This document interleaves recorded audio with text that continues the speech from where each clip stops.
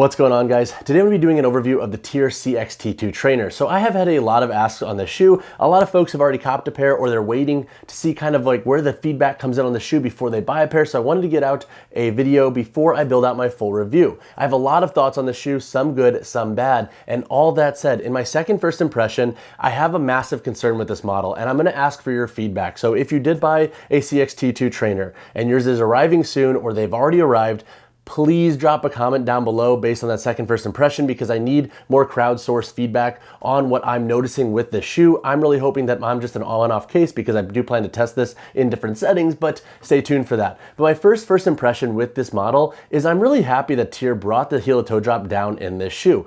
In the CXT-1 Trainer, I always felt like the 9mm was a little high and kind of weirdly specific. Like, it worked really well for folks who do need more heel when they're squatting, cleaning, and training, etc. But I think for most lifters who are used to that 2 to 4 to 6mm drop, or even that 7mm drop, like in the Nano line, it just felt kind of high. And so I'm stoked that TYR brought the CXT-2 Trainer down to 7mm. I think that is a strategic play that is going to be able to capture more audience regarding how this heel to toe drop is going to interact with their training. Feels a lot better. I didn't feel super pitch forward in my deadlifts today or my cleans, which I personally like, because in the last model, I did kind of feel pitch forward. I'm a lanky dude, so I do like heel for squats, but at the same time, it does kind of pitch you forward when you're doing any form of pulling from the ground. Now, my first impression with the shoe, and this is where I need your feedback, the TYRTac rubber outsole. I really like that it's more beefed up. I don't think we're gonna have the same outsole issues that we did with the TYR CXT-1 Trainer. So for example, we had issues with that midfoot. I'll talk about that in a second, but that's not my concern with this model. My concern is actually about the grip of this TYRTac. Now, I train it on it here in Austin. It is very humid. And what I noticed is I was sliding around on the rubber gym floor, and more specifically, when I was doing my sled work for both warm-up and conditioning, I was sliding a lot with this shoe. Now, I am very hopeful that it is just a one-off case and it's just because my gym is humid, or maybe this TYRTac needs more time to break in, like in the barefoot shoes, but I need your feedback on if you notice something similar. So if you have a CXT-2 Trainer coming, try to do heavier sled pushes and pulls on turf and let me know what you feel. Also, when you're training on rubber gym floors and starting to break the shoe in, let me know what you also think of the grip. In some parts of the gym, it was grippy, and in others it wasn't. So that's why I'm hoping it was the humidity, but at the same time, this outsole does feel like it might take a second to break in. It just feels very dense out of the box. So I'm hopeful that as you just kind of scuff it up more and you get more friction on this outsole, like other shoes that we've tried, like in the barefoot shoe world and the training shoe world, sometimes it gets more grippy. Now, my only one concern with that is I did put on my drop set 3s because I had them in my bag to actually compare the two, and those didn't have the same issue, but also that outsole is a lot more aggressive regarding the tread. So again, I need your feedback here, because I have 2 gyms here in Austin I train at, and I do rotate through different types of turf because I am that over analytical and OCD. So I will be testing this shoe in different turf settings, but based on my first workout, I'm a little bit concerned with this TYRTac rubber and how dense it is out of the box, especially when it comes to the grip you're gonna get with this outsole on different surfaces, especially turf. My first impression with this shoe is I like the reworked width. You can definitely feel that this shoe is wider through the midfoot and forefoot, so this model was widened by 4mm. That's not a super crazy amount, but at the same time, I think if you did find that CXT-1 Trainer to be just a little bit too narrow, but almost just right, I think you will feel right at home with this shoe. If you have a 3E or 4E width foot, I still think you might find the shoe a little bit narrow, but I think for most folks, this will feel a lot better. I have an E to double E width foot, and this shoe felt fine for my needs. I wear thin socks too, and I felt like I had plenty of room in this model, so I do think it's gonna capture a wider audience. The CXT-1 Trainer ran a bit narrow. Even in the wide version, I thought it didn't run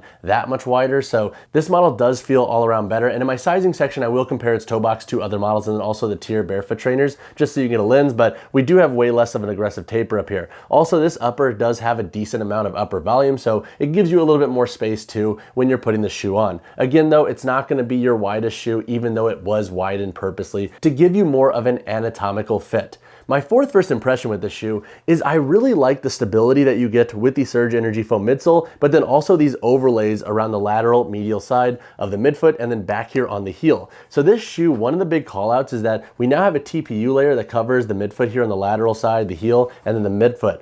The issue with the CXT-1 Trainer for myself and a lot of other lifters is that when you were doing rope climbs, it kind of broke that rubber, and that rubber gripped too much and it would start to fray and kind of pull apart due to the friction.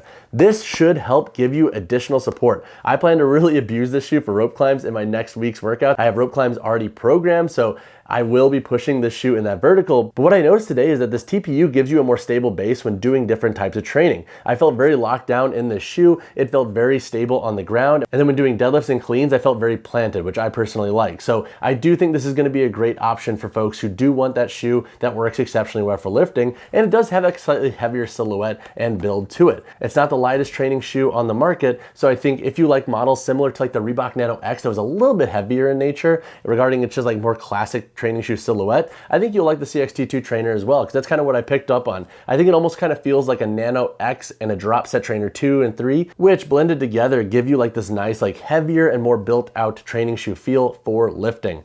My first impression with the shoe is I like the reworked upper. So in this model, we have a chain link mesh that runs throughout the forefoot into the midfoot. Back here in the heel, we do have additional overlays. We have a bit of structure to the boot too, so you do get a nice level of ankle support. And then you also have additional padding here. The tongue is gusseted and it has additional padding as well. The security in this model was really solid. I enjoyed them, and I didn't have to crank them super tight to get that security. And I like that we didn't have any folding of the material here, even though this shoe was widened. So I picked up on that. I enjoyed that about this model. We also have an internal toe guard and a beefed up rubber outsole overlay over the toe box as well. So I think in the context of durability and breathability, this model's upper is a lot better compared to the CXT-1 Trainer, which kind of had like that mesh knit and textile upper that could be prone to ripping as well. So I think that was a good change. The shoe feels a lot more built out and heavy. It feels a lot more rigid and rugged for CrossFit workouts. So I'm hopeful that this is going to be a much more durable shoe long-term regarding its upper. But now let's talk about some sizing and fit thoughts with the TYR CXT-2 Trainer. All right, so when chatting on the sizing of the CXT-2 Trainer, I think most folks should be safe going true to size in this model. For context, I have a standard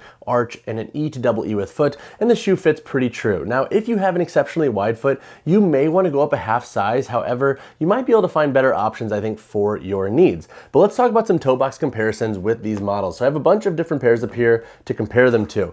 So let's look at the toe box of the CXT-2 compared to the Drop Set Trainer 2. The Drop Set Trainer 2 does take the edge slightly with its platform, and there's a bit more upper volume. With the Drop Set 3, it feels very similar to this model because the upper changed. However, the platform is still wider in the Drop Set 3. Looking at the CXT-2 Trainer compared to the Nike Metcon 9, the Nike Metcon 9 also has a slight edge here, and the upper is a little bit more spacious. As you can see, we do have a pretty noticeable difference there regarding the platform of the Metcon 9 compared to the CXT-2 Trainer.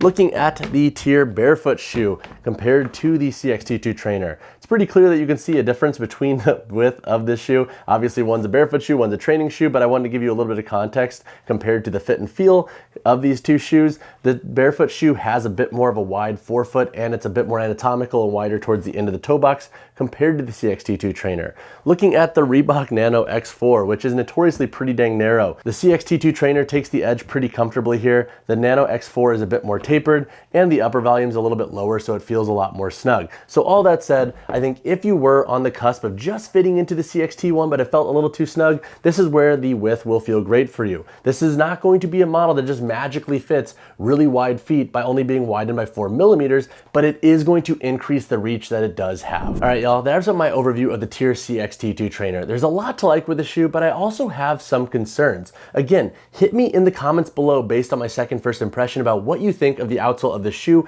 if you do invest in a pair before my full review rolls out. I will have way more thoughts on this model. I plan to test them in different surfaces because I am that over analytical person. But if you have additional questions in the meantime, you don't feel like waiting for my full review, drop a comment down below or reach out to me personally, whichever you prefer. And as always, y'all, drop a like on the video, subscribe to the channel. I'll see you guys in the next one.